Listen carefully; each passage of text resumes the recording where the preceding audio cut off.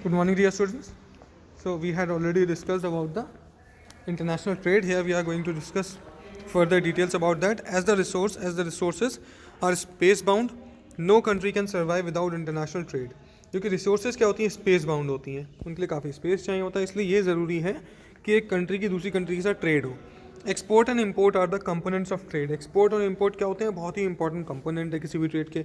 The balance of trade of a country is the difference it's export and import. जो balance of trade है किसी company की, वो क्या होती है, वो डिफरेंस होती है किस चीज़ की, उसकी एक्सपोर्ट और इम्पोर्ट की वैल्यू के डिफरेंस का. When the value of export exceeds the value of import, जब एक्सपोर्ट की वैल्यू इम्पोर्ट की वैल्यू से ज़्यादा हो जाती है, it is called a favourable balance of trade. तो उसको हम बैलेंस ऑफ ट्रेड बोलते हैं, और वो भी फेवरेबल. ऑन द कॉन्ट्रेरी, इसका opposite, if the value import exceeds the value of export, अगर हम मंगाते ज़्यादा सामान है, बेचते कम है, it is termed as a unfavourable balance of trade. तो उसको हम बोलते हैं unfavourable balance of trade. It has trade relation with all the major trading blocs and all geographical regions of the world. India की जो trade है वो almost जितने भी ट्रेडिंग ब्लॉक्स कंट्रीज़ हैं उनके सबके साथ है. जोग्राफिकल रीजन्स जितने भी हैं वर्ल्ड के, उन सबके साथ है. Among the commodities in export, the share of agriculture and allied products has been 8.6%, base metals 6.91%, gems and jewellery 17.02%, chemical and related products 12.06% in 2016-17. अगर हम बेसिक कॉमोडिटीज़ की बात करें, एक्सपोर्ट का जो शेयर है एग्रीकल्चर और उससे मिलते जुलते जो प्रोडक्ट हैं वो 8.64% हम एक्सपोर्ट करते हैं. बेस मेटल्स जो है वो 6.9% हम एक्सपोर्ट करते हैं. जेम्स एंड ज्वेलरीज 17.02% एक्सपोर्ट करते हैं. वहीं केमिकल और उससे रिलेटेड जो प्रोडक्ट होते हैं वो 12.06% एक्सपोर्ट करते हैं, according to the data of 2016 and 17. The commodities imported to India include petroleum and crude product. जो कॉमोडिटीज़ इंडिया में आती हैं उसमें सबसे जो ह्यूज पार्ट है वो पेट्रोलियम और उसके क्रूड प्रोडक्ट्स का है, जो 22.4% है. जेम्स एंड ज्वेलरी 12.8% है. And chemical and related product 9.76% है. Right. Base metal again 5.95%, electronic items 10.94%, machinery 8.9%, agriculture and allied product 5.84% in 2016-17. International trade has undergone a sea change in last decades. जो international जो trade है उसमें बहुत बड़ा change देखने को मिला है पिछले डेकेड में. Exchange of commodities and goods have been superseded by the exchange of information and knowledge. जो एक्सचेंज ऑफ गुड्स और कमोडिटीज़ हैं उससे भी ऊपर बढ़ गई है एक्सचेंज ऑफ इंफॉर्मेशन और साथ साथ में exchange of knowledge.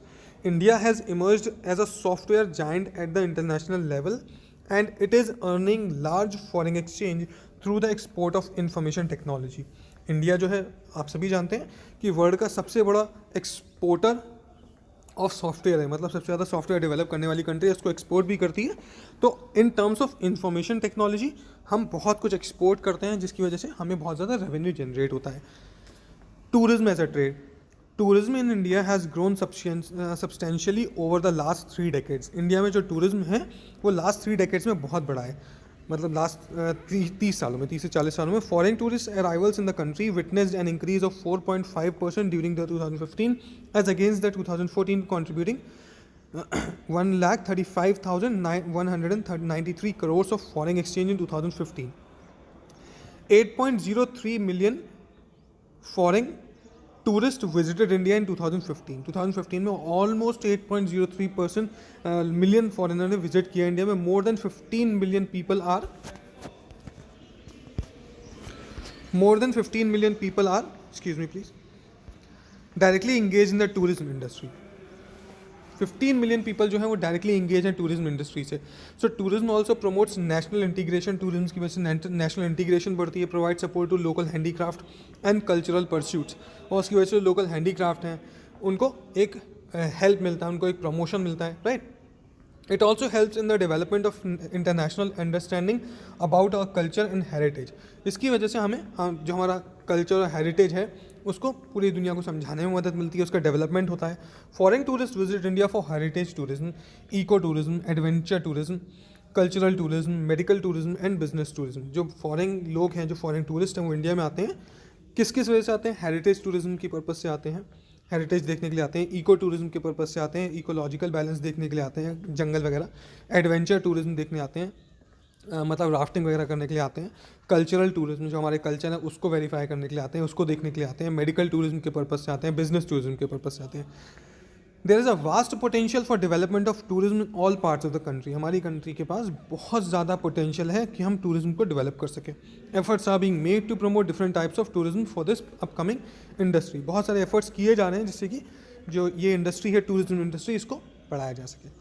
Okay children, thank you for watching the video. You need to complete the question answer. I'll send that in Google Classroom app.